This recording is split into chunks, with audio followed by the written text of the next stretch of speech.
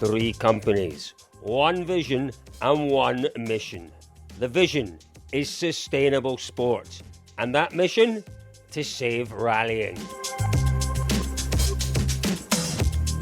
Well, anyone who has had the pleasure of visiting this year's Secto Rally Finland cannot have missed this absolute beauty of a car. And you know what? It's this man's, Matthias Henkela. This is your car. First of all, I have to say an enormous thank you for bringing it here and allowing so many people to enjoy it, because it's made to be enjoyed. Yeah, for sure, and that's what it's built for. It's a car that tells a story. It really does tell a story, and what we're going to try and do over the next few minutes is tell you that story. So let's go and have a look at the car, because on the face of it, Matthias, it looks like an original, as I suppose it should, Group B Audi. Yep. But it's more than that, isn't it? Yeah.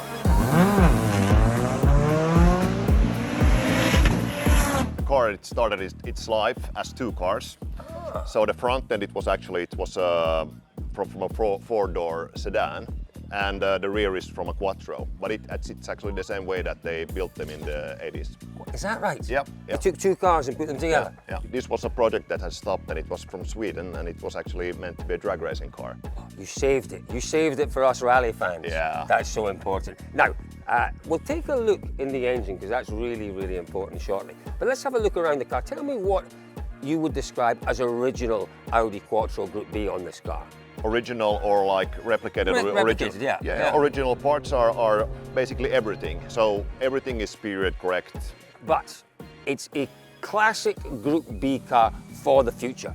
Yep. It's what we're talking about in terms of sustainable motorsports. This car runs P1 E-fuel. E-fuel. What actually constitutes a fossil-free fuel, other than the fact that it's fossil-free? Well, first and foremost, it has a very large or very high greenhouse gas reduction in comparison to fossil fuels, and that's achieved by the unique way it's produced. So the WRC has selected our company to provide a fuel that we call 100 fossil-free WRC. It's a combination of 2 streams. So one stream is the biosynthetic stream, where we take second generation certified waste from agriculture and other places, which is then further converted into synthetic hydrocarbons. And then there is the e-fuel side, where we take waste CO2, combine it with green hydrogen, and get to a synthetic gasoline as well. And when we blend these 2, we have a completely fossil-free product that functions in any car. In terms of horsepower, tell me about, because you've done something special to the horsepower, and the P1 fuels can support that, can't they? It has its drag racing pedigree, so we still have the turbo. It's like this big, and I have to kind of raise my hand as a fault. We should change it to a smaller one. No! Nothing happens under 4,500 revs. Nothing, absolutely nothing. Wow. And then it's like you're being kicked in the head with, a shovel. And that gives you 800 horsepower, maybe? Yeah, with the right mapping. On the harder stage, we were running it quite low, so we had some problems with the boost. Yeah. So we were actually running it between 0.8, and on the gravel bits, I actually got it nudged up to 2.5. That's just insane. Let's have can we open the boot? Can we have a look at the fuel system in the boot? Just have a little look at that. As you said, it's P1, fully synthetic fuel, isn't it? Non-fossil fuel. Yeah, it's actually, I had described it quite a lot, and of course my day job is to talk to business people. Yeah. So it's green hydrogen, which you can liquefy. It's kind of like a mixed match between a rallycross car and a Group B car. Come on, let's take a further look. We are, as I say, heading towards what I think is the most exciting part. Show me this interior, Matthias. So these buttons you were talking about on the steering wheel, these boost buttons, where are they? Let's have a little look at those. So here I can control the anti-lag, and here I can control the boost. Honestly, I am completely in awe of your ability as a driver, all race drivers. Harry is such a tight stage, it requires such precision, but you can find the time to adjust the settings of the car as you're making your way through. Yeah, for sure. You have to do it in a car like this, especially. We had some quite tricky conditions on was it Friday when we did run, and we kind of like got to feel a bit of the Group B feeling, because we didn't see anything. We were sweating so much with our colleague that it got fogged up. We wanted to keep kind of like the replicated dashboard, so there's nothing fancy about it. but all of the electronics are modern. So for instance, the Hyundai Rally 2 car has the same electronics as this car. I'm pretty sure they didn't have sequentials in the original cars. No, and they didn't have the pink lever for the handbrake. That was one of the issues, wasn't it, with the original Audi Quattro, was locking and using the handbrake. You couldn't, could you, the way it was set up? Yeah, exactly. So that we fixed that. Let's wander around to the front, because underneath here is where the real magic is, isn't it? So, you know, what we're talking about, obviously, is the future of motorsport. How does motorsport fit in to this, you know, this environmental need to obviously look at, you know, carbons and carbon emissions? We've talked about the P1 fuels. That's only one part of this quest to sustain these cars through generations to come. You know, perhaps the most important challenge were the lubricants in the engines, and we talk about all sorts of lubricants. You guys have come up with just the most incredible solution. Talk to me about that. Yeah, so basically when we started to use the e-fuel, and the next point was that why are we using mineral-based oils? We had a chemist in Finland develop a lubricant for us, and now we use it all over the car. So it's in the engine, it's in the drivetrain, it's in the dampers, it's everywhere. And it's completely sustainable. Yeah, it's 100% fossil-free, and also it's made with renewable energy. So the plant that manufactures it's made by solar and nuclear power. We've been racing all year with engine oil, gearbox oil, we've got damper oil, and it's just going that extra step in sustainability and just moving away from fossil oil.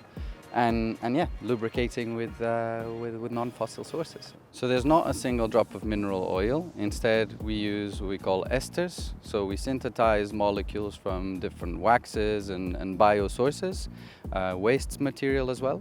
And we just replicate the formula of a conventional oil. So this oil, you can just, you know, drop it into your engine. We need a 0W30 or 5W40 or 10W50 is what we used in rallying. So yeah, it's just like synthetic fuel, exactly the same logic. Our engine lubricant is allowing to correct the what we saw in what we call oil dilution. We tested it ourselves, found it out ourselves, racing in Finland in the Arctic Rally. We have a Skoda and a Peugeot Rally 4, and in those two cars we observed that we can just do a full oil, new oil and pre-rally test and go all the way to Sunday evening and not touch the oil. And you know, it's running optimally. We can, you know, even play with the temperatures, etc., and just full reliability as it was before with normal fuels. So we have to remember that it's the stakeholders in this game. It's the car manufacturers, and they are being, by the lawmakers, obliged to sell non-fossil cars. So we need to find a solution, because otherwise the sport will die out. It really will. And what I find just quite incredible is that, you know, Lubricant is in this engine, and this engine is producing more horsepower than anything else in the service part. It is ultra high performance. Yeah.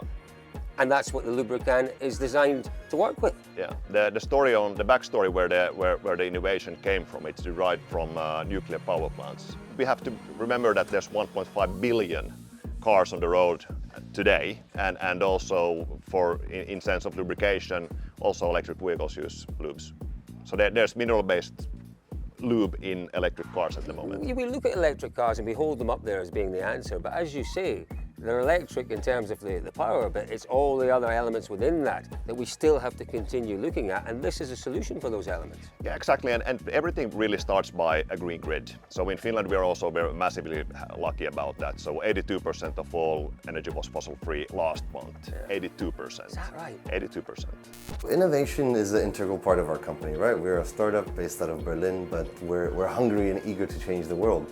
And I love that. Yeah, I mean, it's the typical startup story, but with one slight difference, and that is that we're actually doing so already, right? So we supply not only the WRC, but also the FIA Karting Championship. We supply various manufacturers in Japan, and historic vehicles, Sebastian Vettel's fleet of Formula One cars that he races, and we're trying to validate the fuel in a lot of, let's say, interesting applications to show the world that these fuels work. You know, if they work in a Formula One car, in a WRC car, in whatever, they'll definitely work in your car that you have at home today. And one of the things that we like to say when people ask me about innovation is, what will the future car look like? How will the automotive industry innovate to develop new cars? And at P1, we say the future car is the car you own today. Well, the future is exciting because I think more and more people are accepting that sustainability will come from the mix of technologies. We're happy to be enabling the reliability of synthetic fuels because synthetic fuels, e-fuel, biofuel, are amazing technologies and a real sustainability solution. But we're also looking forward to working with hydrogen combustion, with EVs. Today you have all these very environmentally oriented EVs. You open up the gearbox and you have fossil oil. So, we will never do enough towards sustainability. So we really want to be that extra step, and it's billions of liters every year of these consumables being used, thrown away, disposed of. So, we really want to very quickly grow for the sake of the environment. The Finnish Rally Championship Secto are supporting my program there. And myself and my teammate Kimi Räikkönen's brother's son, Justus, is driving the other car. We are the only two cars that are running a carbon neutral fuel in our car. So we are pushing some new technologies forward. And actually in our car we have only the brake fluids that are not carbon neutral. All the other engine oils and everything is actually carbon neutral. So that's the target, and that's the sort of the idea behind this program here in Finland with Secto. This green transition is something that I think a motorsport has to take into account nowadays. And I mean, I don't want everything go electric. I miss the sound, and I'm not the best person necessarily to talk about the green transition because I've been racing V8s and V10s all my life. And they are polluting. They were polluting a lot, but the sound was amazing. But anyway, in the future, motorsport has to take this topic also into account, and I think alternative energy solutions are the way to go. Matthias, I have to thank you for showing us this car, for bringing this car to this wonderful event, the Secto Rally Finland. You mentioned the word Secto there. Secto is your business, isn't it? And tell me a little bit about Secto and Secto Automotive. Yeah, so we're a car leasing company. And we noticed at some point that we're an outsourcing service. So we're not super exciting, about reporting and ESG reports and whatnot. So we wanted to bring some fun elements into our business, and that's kind of how we stumbled into motorsport. And on top of that, we could have never been involved with motorsport before 2021 when we got the e-fuel. But there's real synergy, isn't there, in your day-to-day business, this car leasing, and your business for the future, which is obviously the Lubricant, and looking at these solutions. There's synergy because the main business has a bright future if we can adapt to the needs of the market, and the two fit nicely together. Yeah, we're a mission-driven company, and our mission it's not less that we're going to save the car. Fantastic stuff. By making it sustainable. Yeah, absolutely. And rallying at the same time. Yeah, we've got to keep rallying going, haven't we? We sure. absolutely do. And Matthias, again, thank you so much. We've enjoyed hearing about the car, hearing about your products, hearing about your vision for the future. It's inspired me, and I'm sure it will inspire an awful lot of other people. Thank you. Thank you. Thanks so much.